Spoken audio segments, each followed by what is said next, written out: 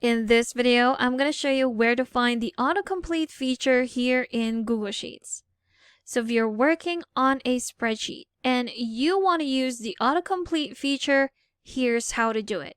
So in a previous video, I've already shown you how to do that. But since then, there have been a couple of updates where our autocomplete feature has now been moved with other suggestions here in Google Sheets. So first, let's try and do a simple formula right here and see if we have our autocomplete feature enabled. So if we put in our equal sign, here we have a suggested formula, which is exactly what we need. Click on that, and there you have it.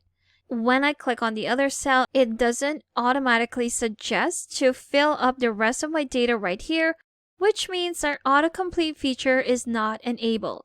So where do we find it this time?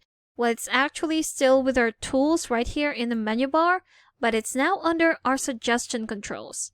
So you will see on the right, we have the enable autocomplete feature right at the top with the rest of the suggestions that we have for our spreadsheet. So if we click on this one this time, there we have it. We have enabled that autocomplete feature.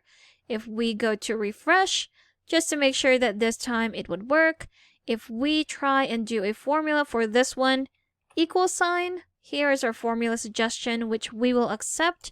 There you have it.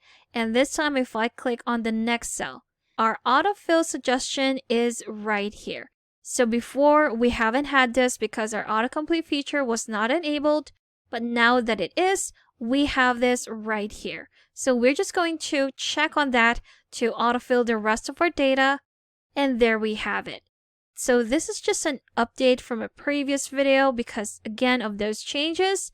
Now we can find our autocomplete feature under our tools and with our suggestion controls. And there you have it. That's where you can find your autocomplete feature here in Google Sheets. Thank you for watching this quick tutorial. Make sure to subscribe for more helpful videos, and I will see you in the next one.